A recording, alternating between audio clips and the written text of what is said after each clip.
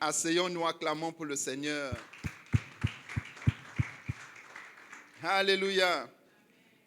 Nous bénissons le Seigneur pour ta présence, si tu es là pour la première fois ce matin, ou si tu as renouvelé tes vœux envers le Seigneur en retournant dans sa maison pour adorer avec ses enfants. Nous renouvelons notre salutation de la part du Seigneur et nous te bénissons au nom de Jésus-Christ. Alléluia. Nous allons passer à la parole. Ce que tu vas entendre n'est pas de nous. Nous prêchons Jésus-Christ qui est mort, ressuscité, qui est là parmi nous ce matin par son Saint-Esprit et qui va te parler. Alléluia. Donc nous allons baisser nos têtes et nous allons prier. Que vraiment Dieu te parle et que ce soit une parole de foi qui va produire en toi la foi qui conduit aux réelles transformations. Et que pendant que le Seigneur va te parler, que tu restes concentré, que tout le monde reste concentré, qu'il n'y ait pas, que nous puissions honorer le Seigneur, qu'il n'y ait pas de va-et-vient. Le Seigneur nous a mis fortement en garde, vous vous rappelez, et nous avons travaillé et prié dessus à la nuit de prière. Mais prier, c'est une chose. Agir selon la prière, c'est encore mieux. Nous ne voulons pas attirer sur nous la colère de Dieu parce qu'il nous a déjà avertis. Donc il nous a dit que pendant qu'il est là, il faut que nous puissions l'honorer. Même si tu ne le connais pas suffisamment, pendant que les autres l'honorent, honore-le aussi. Et pendant que tu l'honores, il t'accordera la grâce de le connaître davantage. Alléluia. Donc nous allons prier que nous restions concentrés, que nous restions très concentrés pendant l'enseignement. Quelqu'un prie pour nous, brièvement, que tout le monde soit concentré et que la parole atteigne son objectif. Que Dieu travaille dans chaque heure pendant qu'il va nous parler. Quelqu'un se lève et prie en 1 minute pour l'Église.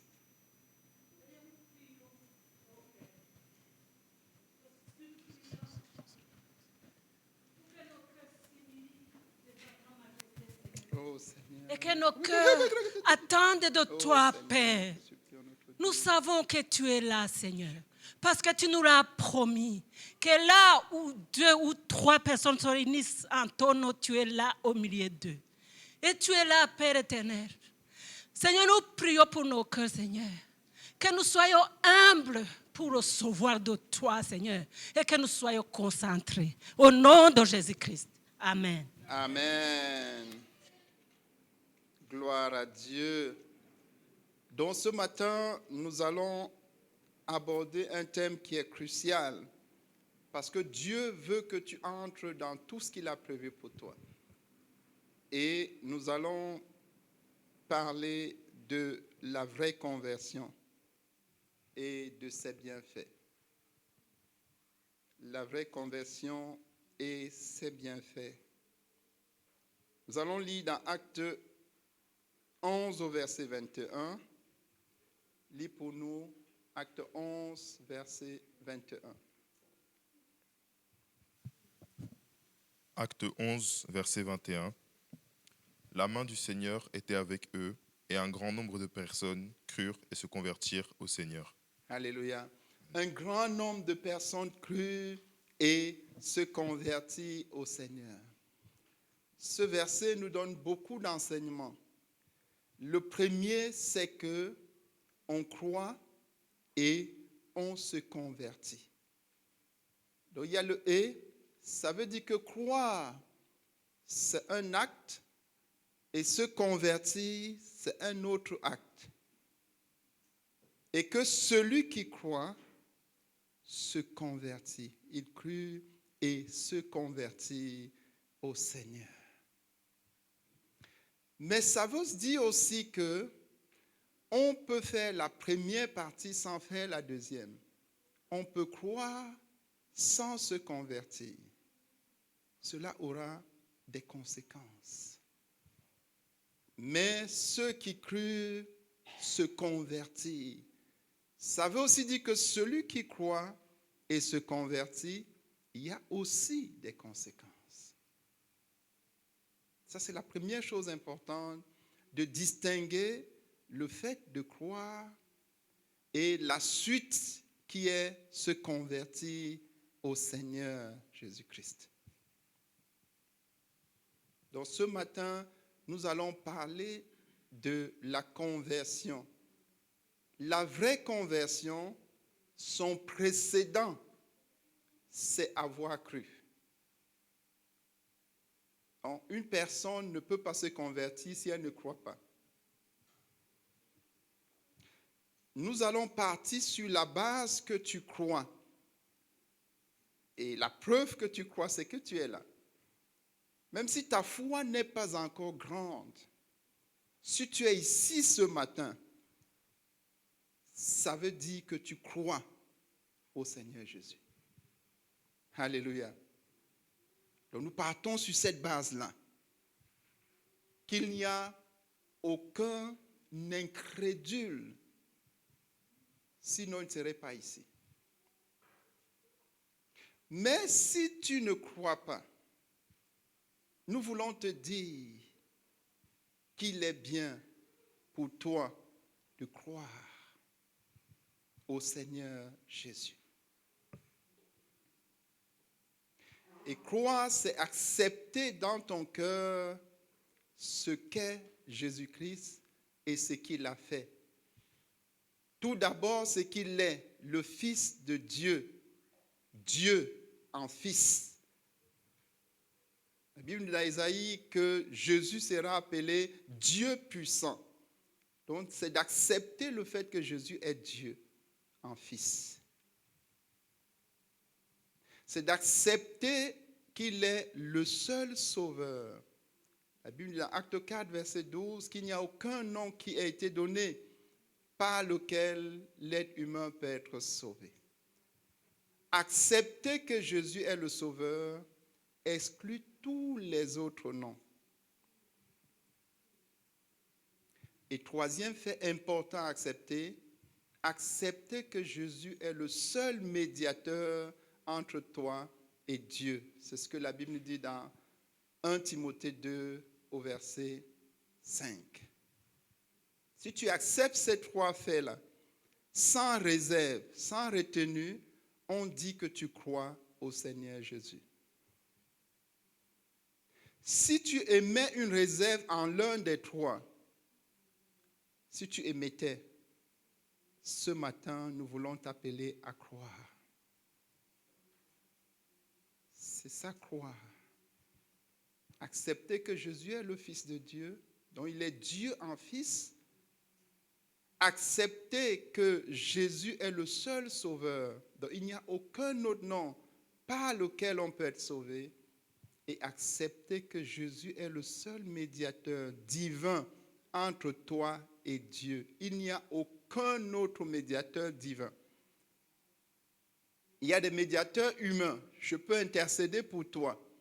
C'est autre chose. Mais médiateur divin, il n'y a que Jésus. Donc si un être humain accepte et établit dans son cœur ces trois choses, on dit qu'il croit en Jésus-Christ. Donc nous allons prier. S'il y a une moindre réserve, pour que tu profites au mieux de la suite de l'enseignement, puisque celui qui croit se convertit. Le préalable, c'est croire. Que le Seigneur t'accorde ce matin d'achever le processus. Parce que nous le bénissons, parce que tu l'as commencé. Tu as accepté que Jésus est le Fils de Dieu. C'est très bien. Il faut aussi que tu acceptes que Jésus est le seul sauveur, afin qu'il te sauve de la mort éternelle et de l'esclavage du péché. Mais il faut enfin que tu acceptes que Jésus est le seul médiateur. Et nous voulons t'encourager dans cette acceptation. Jésus est suffisant. Je vous assure, Jésus est suffisant. Si tu l'acceptes, tu n'as pas besoin de le mélanger. Et Jésus ne se mélange pas. Si tu appelles un autre médiateur, lui, il se retire. Mais Jésus est suffisant. Donc nous allons prier. Si tu es dans la salle, si tu es en ligne, tu nous écoutes.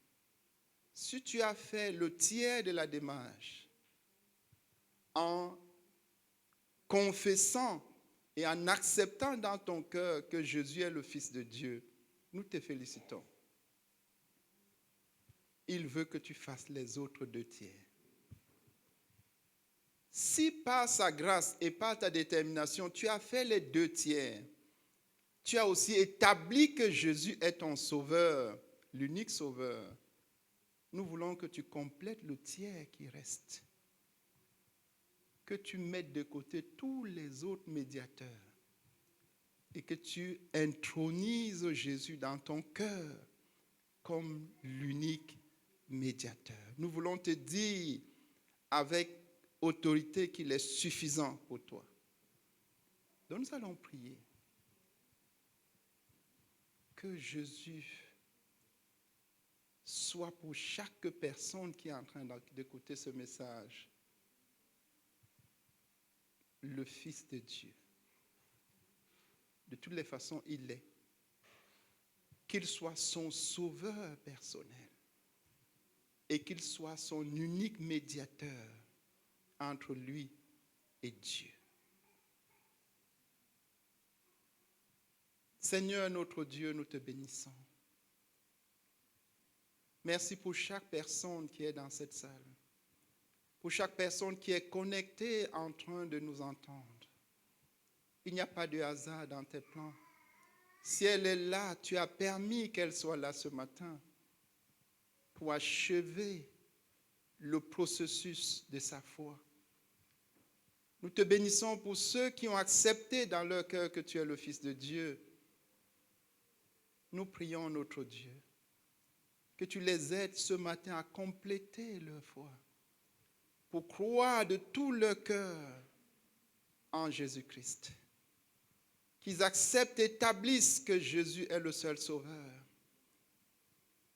Et qu'ils acceptent aussi et établissent que Jésus est le seul médiateur. Et que dans un sursaut de foi, dans un courage que toi seul peux donner, tu les affranchisses de leur passé, de leur tradition, et qu'ils prennent la décision ce matin d'accepter également Jésus comme le seul médiateur. Et que cette décision mette un terme final, définitif, à tout autre médiateur. Nous te bénissons, Seigneur, pour chaque personne qui est en train de le faire. Nous prions, notre Dieu, que cet engagement soit ferme et qu'il profite au mieux de la suite du message, parce qu'il croit à partir de ce moment. Au nom de Jésus-Christ. Amen. Gloire à Dieu.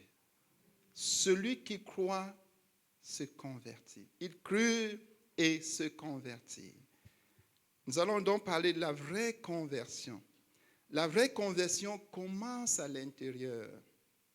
Et nous voulons t'encourager, si tu as prié avec nous tantôt, continue juste. Tu vas croire, tu as cru, tu te convertis et tu repars d'ici avec tout ce que nous allons aussi recevoir. Alléluia. Donc, la vraie conversion, c'est d'abord la conversion des dispositions du cœur. Tout commence dans le cœur, tu commences à l'intérieur. La vraie conversion, c'est tout d'abord la conversion des dispositions du cœur. Nous allons lire pour cela dans 2 Corinthiens 3, à partir du verset 16. Ouvre vos Bibles. Si tu n'as pas de Bible, tu lèves la main. On t'en donne une. Ce n'est pas une prédication, c'est un enseignement.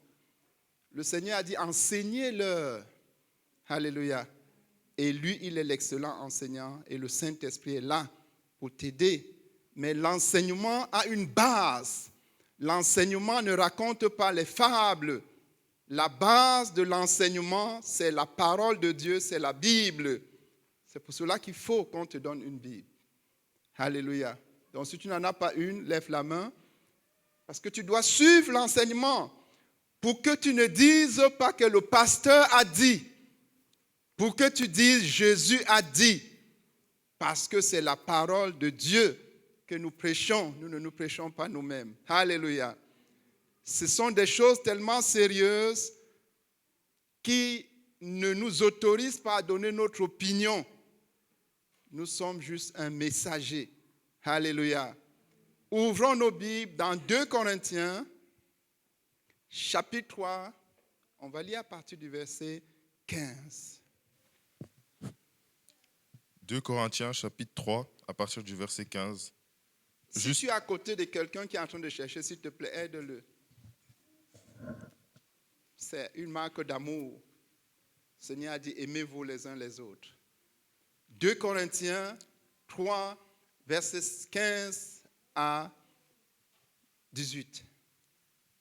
Jusqu'à ce jour, quand on lit Moïse, un voile est jeté sur leur cœur. Mais lorsque les cœurs se convertissent au Seigneur, le voile est ôté. Or, le Seigneur, c'est l'Esprit, et là où est l'Esprit du Seigneur, là est la liberté. Nous tous qui, le visage découvert, contemplons dans un miroir la gloire du Seigneur, nous sommes transformés en la même image, de gloire en gloire, comme par le Seigneur, l'Esprit. Relis le verset 16. On va d'abord travailler le verset 16. C'est la base de notre enseignement. 2 Corinthiens 3, verset 16. Oui. Mais lorsque les cœurs se convertissent au Lorsque Seigneur, les cœurs se convertissent au Seigneur Jésus. le voile est ôté. Lorsque les cœurs se convertissent au Seigneur Jésus. Donc, la première conversion, c'est celle du cœur. Lorsque les cœurs se tournent vers le Seigneur Jésus. Lorsque les cœurs se convertissent au Seigneur Jésus. C'est-à-dire lorsqu'un cœur décide d'accepter Jésus pour ce qu'il est et pour ce qu'il a fait. Lorsqu'un cœur décide d'accepter Jésus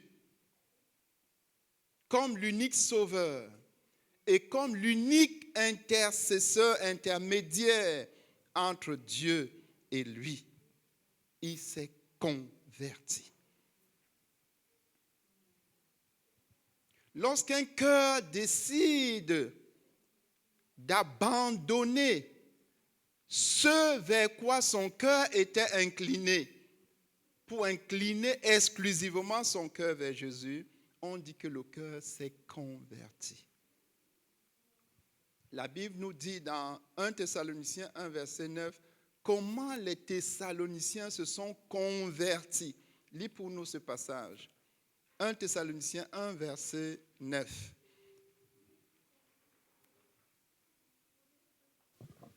« 1 Thessaloniciens 1, verset 9. Car on raconte à notre sujet quel accès nous avons eu auprès de vous et comment vous vous êtes convertis à Dieu en abandonnant les idoles pour servir le Dieu vivant et vrai. » Lis encore. Car on raconte à notre sujet quel accès nous avons eu auprès de vous et comment vous vous êtes convertis à Dieu. Comment vous vous êtes convertis à Dieu? Comment ils ont fait ça? En abandonnant les idoles. Ils ont abandonné les idoles.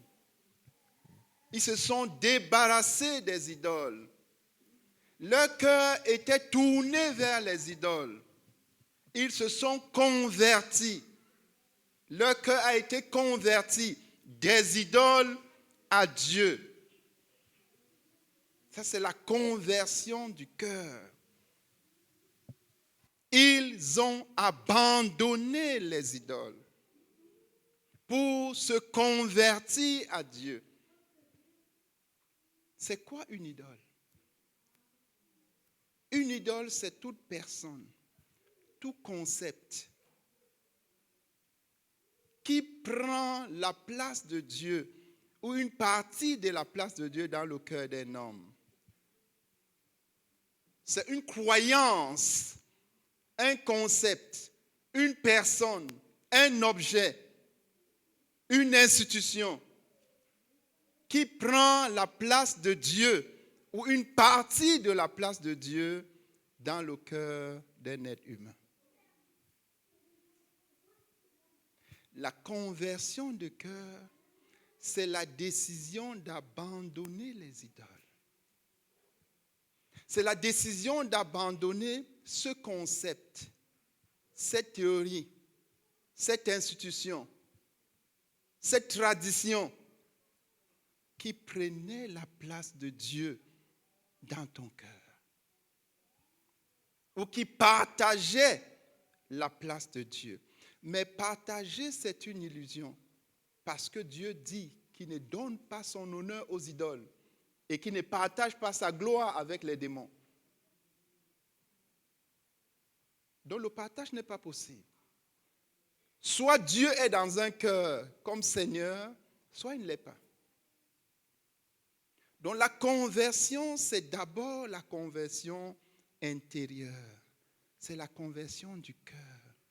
C'est la décision intérieure d'abandonner tout concept, toute théorie, toute institution, toute croyance, toute tradition qui prend la place de Dieu. Et Dieu seul sait combien se sont accaparés sa place dans le cœur et dans la vie des hommes. Et malheureusement, les hommes sont tenus captifs par eux. Donc la conversion, c'est d'abord celle du cœur. Tu examines ton cœur. Tu examines les concepts qui sont dans ton cœur. Tu examines les traditions qui sont dans ton cœur. Les coutumes qui sont dans ton cœur, y compris les traditions et les coutumes religieuses. Tu examines. Et tu prends la décision de détourner son cœur d'eux et de tourner ton cœur vers Dieu. Ils ont abandonné les idoles pour se convertir à Dieu. Une idole, c'est toute chose, toute personne, toute tradition, toute coutume, toute institution qui prend la place de Dieu dans ton cœur. L'idole va t'empêcher d'avoir Dieu dans ton cœur. Dieu ne peut pas partager sa place avec l'idole. Donc la conversion, c'est la conversion de cœur. La Bible appelle ça la circoncision de cœur. C'est douloureux parce que tu l'as fait pendant des années. Tu as pris le plaisir à le faire. Tu t'es attaché à elle, à ces idoles. Mais il faudrait la circoncision. C'est un processus douloureux, mais indispensable pour qu'on parle de la vraie conversion. Il faut qu'il y ait la conversion du cœur. Il faut qu'il y ait la circoncision du cœur. Que tu te débarrasses de ces faux dieux, de ces fausses croyances, de ces fausses traditions. Même celles qui semblent être les plus nobles. Mais si elles sont contraires à la parole de Dieu, la circoncision. Même celles qui semblent t'avoir mis à un niveau parce que cela a fait de toi quelqu'un de considérable dans le cercle où tu te trouvais. Tu t'en débarrasses. Donc ça, c'est le premier niveau de la conversion. C'est le cœur. Et Dieu voit ton cœur. Et toi aussi, tu es en train de voir ton cœur. On ne peut pas se tromper au niveau du cœur. Tu dis, je convertis mon cœur à Dieu. Autrement dit, je me débarrasse de ce concept, de cette théorie, de cette tradition qui m'empêchait d'être consacré à Dieu. Il faut le courage. Mais nous allons voir tantôt que les bienfaits de la vraie conversion nécessitent que tu aies ce courage-là.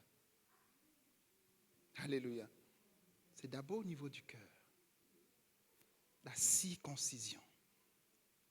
Je me rappelle, le jour où il fallait que je me sépare de la religion traditionnelle que j'avais pratiquée pendant plus de 30 ans. C'était douloureux. C'était une vraie circoncision. Mais je n'avais pas de choix. Soit je m'en sépare pour me convertir à Christ, soit je restais captif et le voile demeurait. J'ai pris la décision d'aller vers la bonne direction. Alléluia. Donc quand le voile est là, tant qu'il n'y a pas de conversion, le voile demeure. C'est d'abord la conversion du cœur. Et le cœur est le propulseur, pas seulement du sang. Il est le propulseur des pensées, des émotions, des sentiments, de tout ce que tu vas prendre comme décision. Et si les choses sont bien faites au niveau du cœur, il y aura la deuxième étape. C'est la conversion de ta volonté et la conversion de ton système de pensée. Et la conversion, c'est ce qu'on appelle la conversion au niveau psychique. Donc, étape 2, la conversion de ta volonté, de ton système de pensée. Le service est resté concentré là et vous devez être très concentré sur le message parce que vous voyez que je compte sur vous pour que nous puissions être synchronisés. Donc, 2, la conversion de ta volonté, de ton affection, de ton système de pensée et de ton système de valeurs. Ça, c'est le deuxième point. Mais ça vient du cœur. Si la circoncision du cœur s'est bien faite, le deuxième point est aussi douloureux, mais tu vas y arriver. Il y a d'abord la conversion de ta volonté. Avant la conversion, ce qui compte pour toi, c'est ta volonté propre. Tu fais ce que tu veux.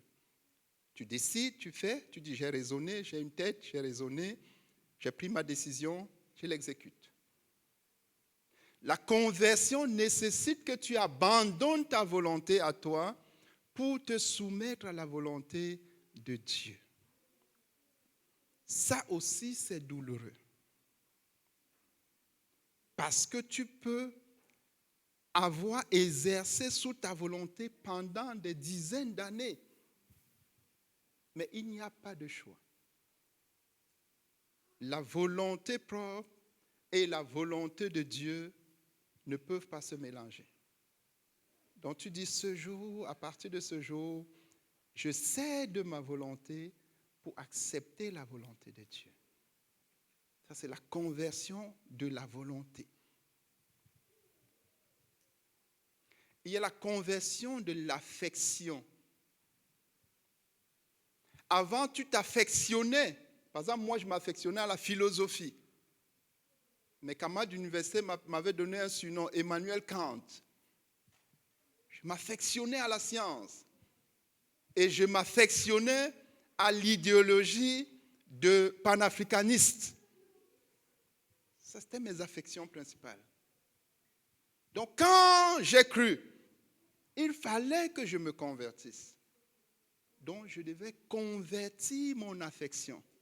Ça veut dire quoi? Enlever mon affection de la philosophie, de la science et de l'idéologie panafricaniste pour mettre mon affection en Jésus-Christ. C'est ça qu'on appelle la conversion. Donc, tu convertis ton affection. Qu'est-ce qui t'affectionne? Et vous voyez que sur le plan purement humain, le fait d'être affectionné par la science semble ne rien avoir de mauvais, n'est-ce pas?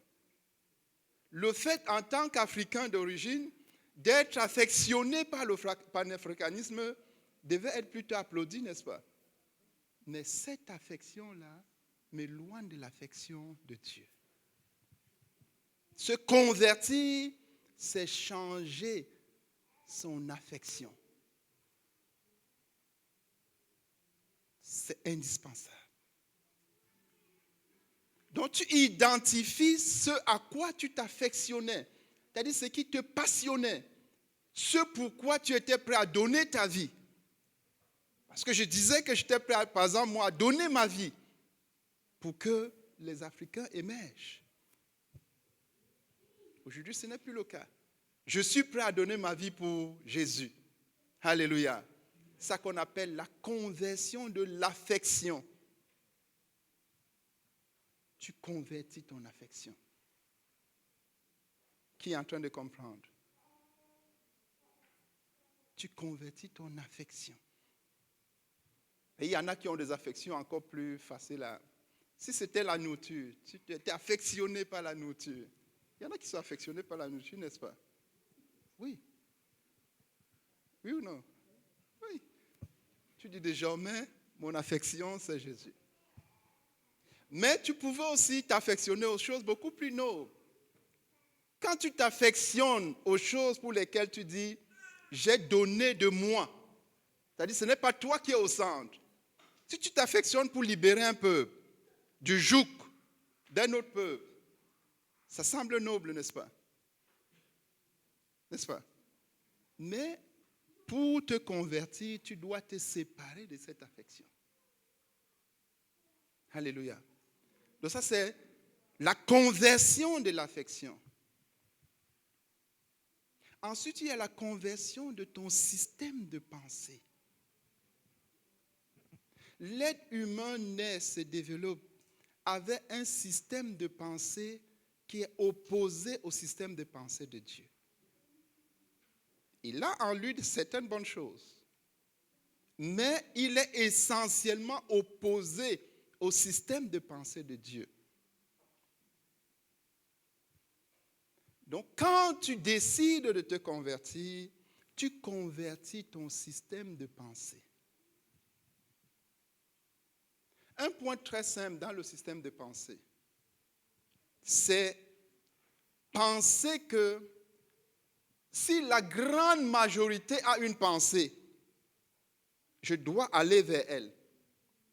Ça, c'est le système de pensée du monde. N'est-ce pas? Le système de pensée de Dieu, c'est même si je suis seul et je suis dans le vrai, le juste, le pur, j'y reste. Vous voyez que c'est différent. Donc, la conversion du système de pensée a un risque, a un coût. Je risque de me retrouver seul. Mais je n'ai pas de choix. Si c'est la vraie conversion, il faut que mon système de pensée se convertisse. Tout le monde comprend. J'ai pris juste un exemple qui est très parlant pour chacun de nous. Le système de pensée populaire dit, si la masse se perd, perds-toi avec la masse. Le système de pensée de Dieu dit, même si tu es seul, tiens ferme dans le vrai, dans le pur, dans le juste. Tu te convertis. Et il y a le système des valeurs. Le système des valeurs du monde est basé essentiellement sur la valeur matérielle. Et on classe les gens en fonction de leur poids matériel. Le système des valeurs de Dieu est basé sur d'abord le cœur. Dieu regarde au cœur. Les hommes regardent à ce qui frappe, à l'or, au diamant. Dieu regarde au cœur. Le système de pensée, le système des valeurs du monde est en antipode avec le système de valeurs de Dieu.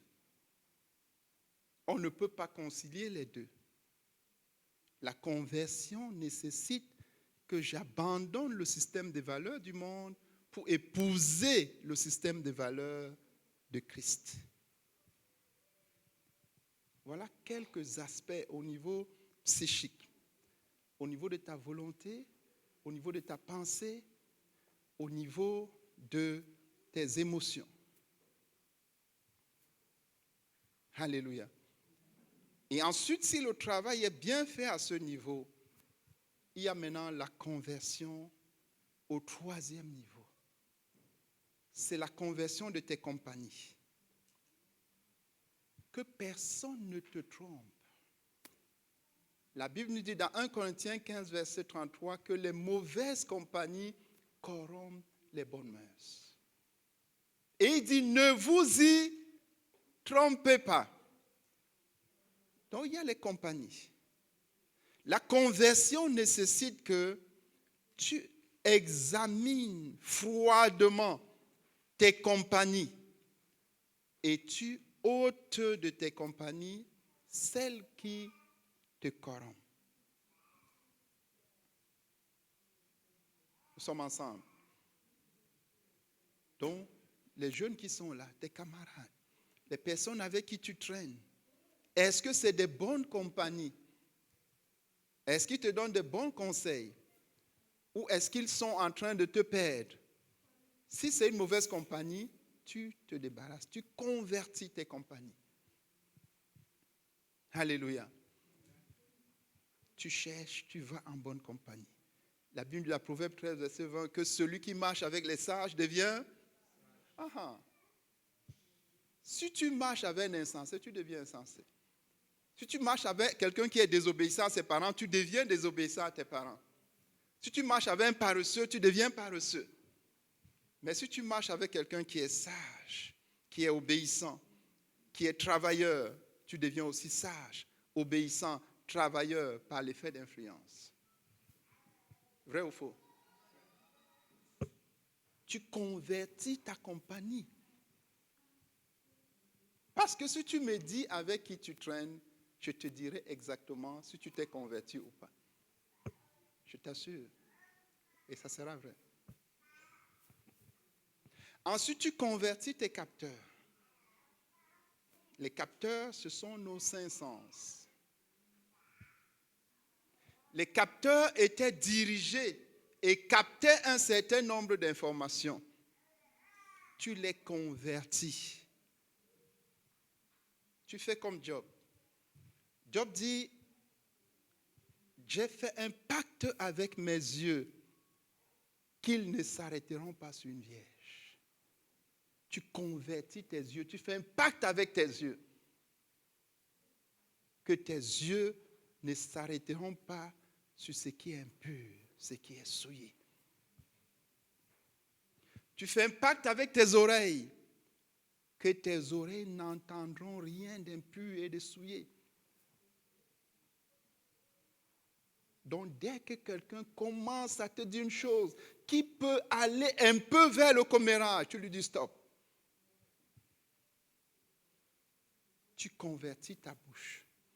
Tu convertis tous tes capteurs. Et tu convertis ton environnement. Qu'est-ce qu'il y a dans l'environnement? Hein? Les amis, on a déjà dit, mais il y a autre chose. L'environnement, c'est tout ce qui t'entoure. Tout ce qui n'est pas à l'intérieur de toi. Parce que si, par exemple, tes finances étaient à l'intérieur, donc c'était Dieu. Comme tu as déjà travaillé la question de te débarrasser des idoles, les finances restent à l'extérieur. Ça fait partie de ton environnement. Tu convertis. Tu convertis ton environnement. Alléluia. Donc ça, c'est la vraie conversion. Elle commence à l'intérieur, la circoncision du cœur. C'est douloureux, c'est pénible, mais c'est indispensable. Elle monte ou elle descend. On va plutôt dire descend. Elle descend dans ta tête pour changer ton système de pensée, pour renouveler ton intelligence et pour te donner de céder ta volonté pour accepter la volonté de Dieu. Et elle continue à descendre dans ton corps, dans tes capteurs, dans tes yeux, dans tes relations, dans tes compagnies, ainsi de suite. Si la conversion est faite à ces 3 niveaux, on dit qu'il y a la vraie conversion. Alléluia.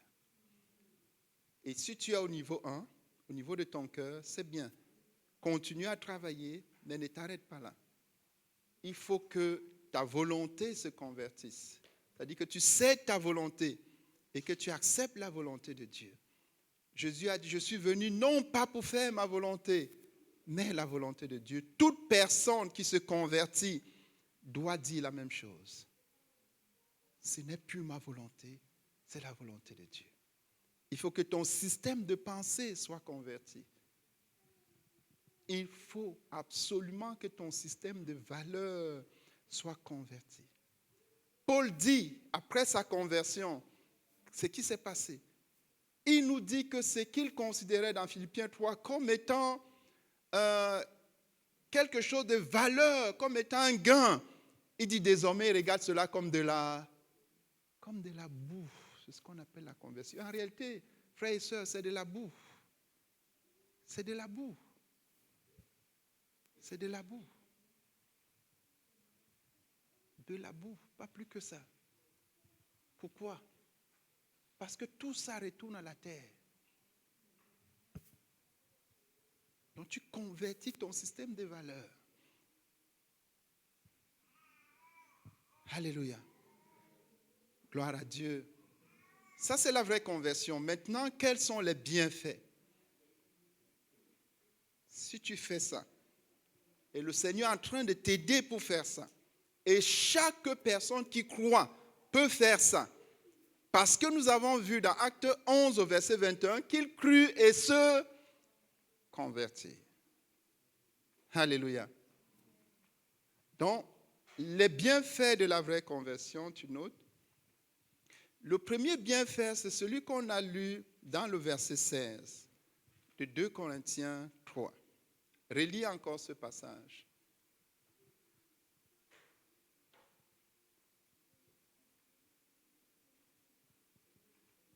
Aidez ceux qui sont à côté de vous à chercher. 2 Corinthiens 3, verset 16. 2 Corinthiens 3, verset 16. Oui. Mais lorsque les cœurs se convertissent au Seigneur, le voile est ôté. Le voile est ôté.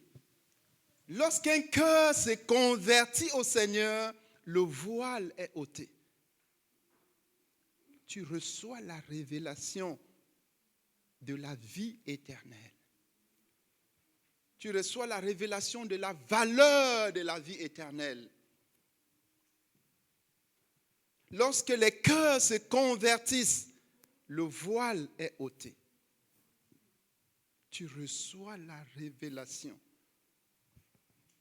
de la vie éternelle,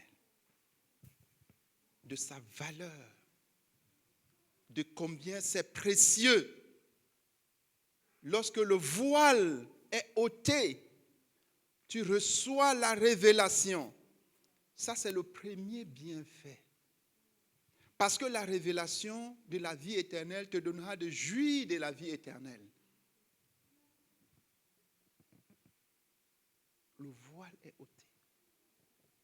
La révélation de la vie éternelle te donnera d'être joyeux d'avoir choisi le système de valeurs de Dieu qui met le confort intérieur et l'éternité au-dessus des valeurs matérielles. Mais si le voile n'est pas déchiré, parce que tu n'étais pas converti, tu vas te mettre à admirer.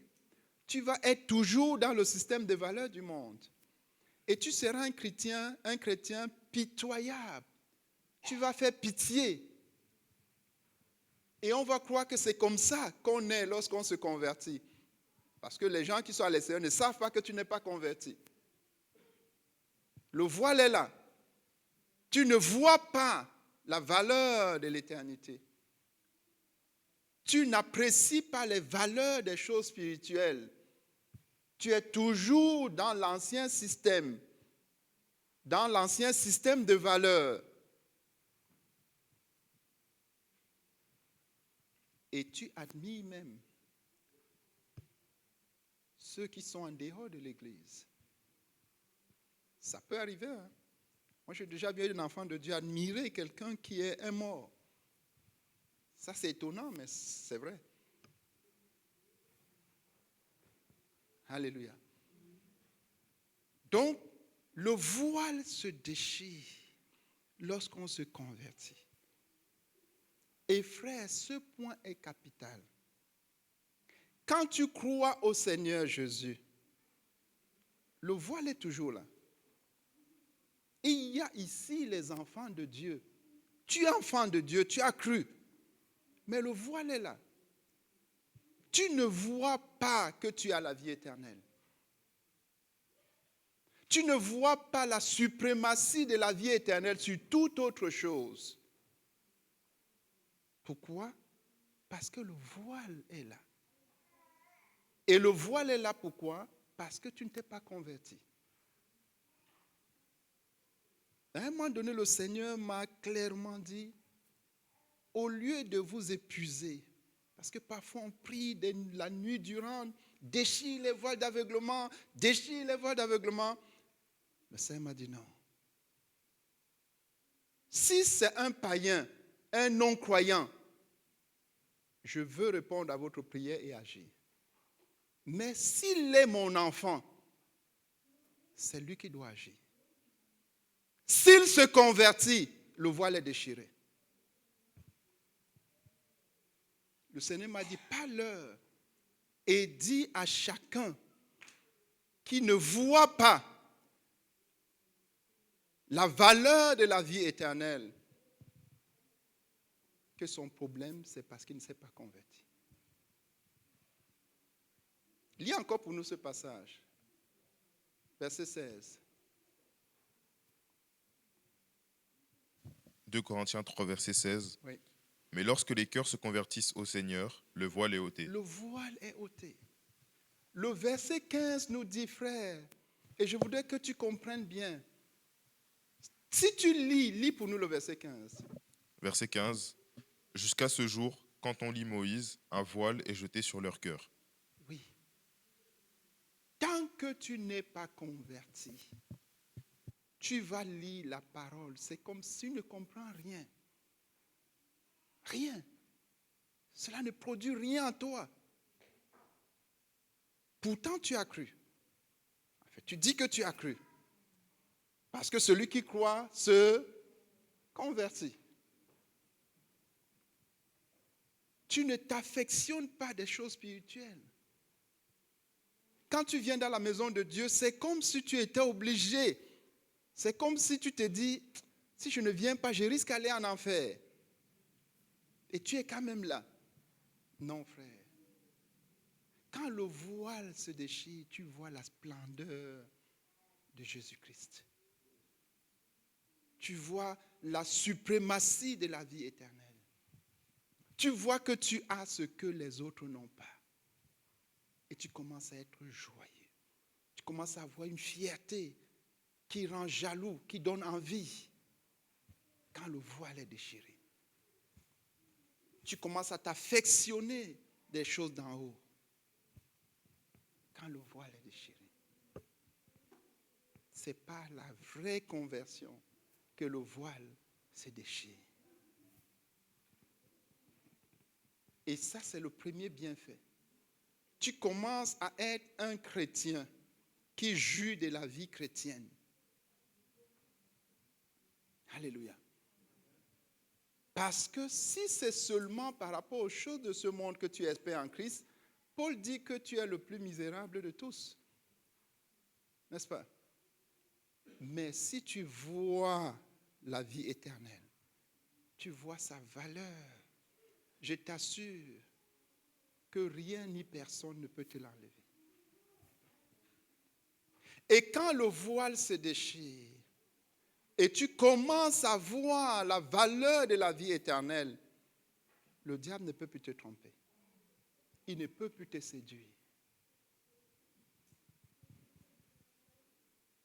Il ne peut plus te séduire.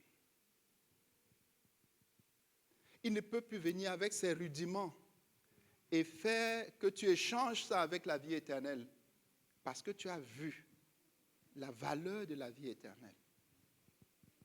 Mais si tu n'as pas encore vu, il va te séduire. Il va te tromper. Donc frère, la conversion est capitale. Et le premier bienfait, c'est que tu ne peux plus être trompé par le diable. Tu ne peux plus être séduit. Il sait que tu connais la valeur de la vie éternelle. Il sait que tu connais la valeur du Christ qui est en toi et que tu ne peux pas le marchander avec quoi que ce soit. Il sait que tu connais qui tu es, que tu es enfant de Dieu, que Christ est en toi. Et que le Christ qui est en toi, c'est la plénitude. L'or et l'argent lui appartiennent. Donc s'il vient avec les miettes d'euros te séduire, il ne réussira pas. Quand le voile est déchiré. Mais si le voile n'est pas déchiré, la Bible dit qu'il cherchera à séduire même les élus. Si tu n'es pas converti, il pourra te séduire. Parce que tu ne vois pas ce que tu as, ce que tu es. Alléluia. Ça, c'est le premier bienfait.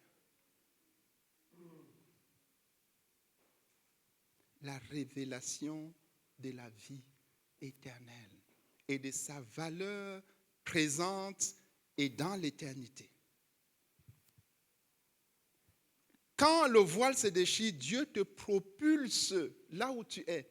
La Bible nous dit que nous sommes assis dans les lieux célestes avec Christ. Mais évidemment, si le voile est là, quand on te dit ça... Mais dès que le voile se déchire, tu te vois assis dans les lieux célestes avec Christ. Et tu commences à, vous voyez, à marcher. Tu es fier. Alléluia. Tu sais qui tu es. Tu ne peux pas venir avec ces miettes latteux, non. Mon père est un multimilliardaire. L'or et l'argent lui appartiennent. Tes miettes là, tu ne peux pas me flatter avec. Tu ne peux pas me séduire avec. Alléluia. S'il vient avec une position, tu lui dis, le royaume de Dieu est à ma possession, je suis enfant de Dieu. Dieu peut me positionner à n'importe quel niveau. Tu lui dis non. Alléluia. Ça, frère, c'est le premier bienfait. Tu commences à voir la vie éternelle pour ce qu'elle est. Et tu commences et cela te met en sécurité par rapport au piège du diable, par rapport à tous ces agents qu'il va envoyer. Un de ces agents, c'est la chair. Si la chair veut te séduire, tu dis non.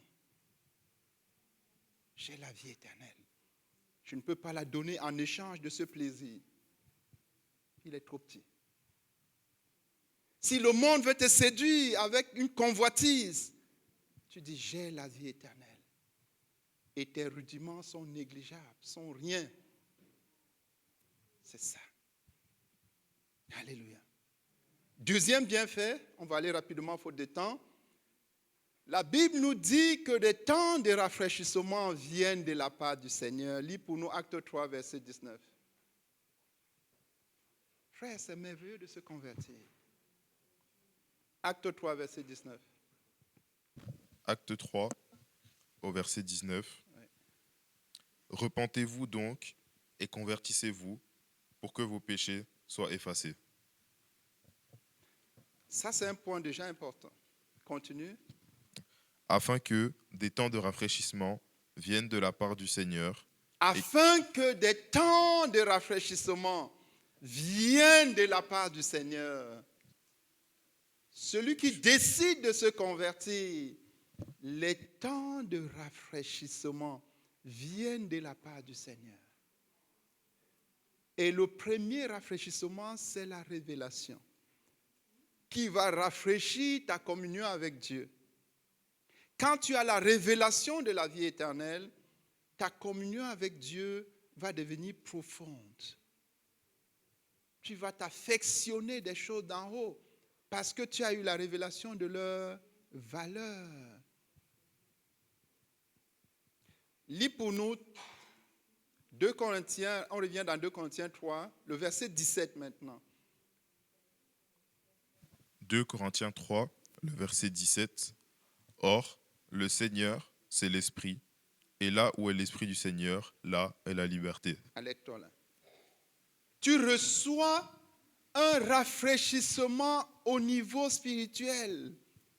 Tu deviens un homme libre, une femme libre à l'égard de l'ennemi et de ses agents. Je vous assure, frère, que personne ne te trompe. Avant ta conversion, tu es un esclave. Tu es dans la captivité. Mais quand tu te convertis, tu reçois la liberté. Tu reçois la liberté. Alléluia. Tu reçois la liberté de la tromperie de l'ennemi. Tu deviens libre. Tu reçois la liberté des mensonges de l'ennemi. Tu deviens libre. Il dit que la liberté, ça c'est au niveau spirituel. Bienfait spirituel. Tu deviens libre. Je bénis tellement le Seigneur. Aujourd'hui, je suis libre à l'égard de tout ce que je vous disais là. La philosophie ne me tient plus dans la captivité. Aucune idéologie ne me tient. Je suis libre. Il y a la liberté. La liberté, c'est un confort intérieur. C'est un confort spirituel.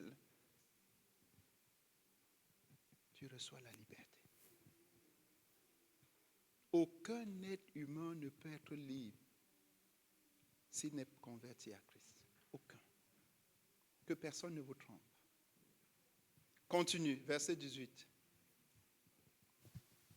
Nous tous qui, le visage découvert, contemplons comme dans un miroir la gloire du Seigneur. Arrête-toi d'abord là. Tu contemples la gloire de Dieu. Quand tu te convertis, tu contemples la gloire de Dieu. Oh frère, combien c'est beau, combien c'est merveilleux de contempler la gloire de Dieu. Tu contemples la gloire de Dieu. Parce que c'est ce que nous allons faire dans l'éternité. Mais tu as l'avant-goût de cela. Tu contemples la gloire de Dieu. Frère, et la gloire de Dieu est tellement splendide. Tellement, je ne sais pas si tu es déjà arrivé un matin de l'été de sortir et de regarder c'est tellement beau. C'est tellement beau. Et la gloire de Dieu est des millions de fois plus que cela. Il dit, tu contemples la gloire de Dieu. Tu contemples la gloire de Dieu. Toujours au niveau spirituel, verset 18, la fin. Nous sommes transformés en la même image de gloire en Nous sommes gloire. transformés à l'image de Dieu. Alléluia.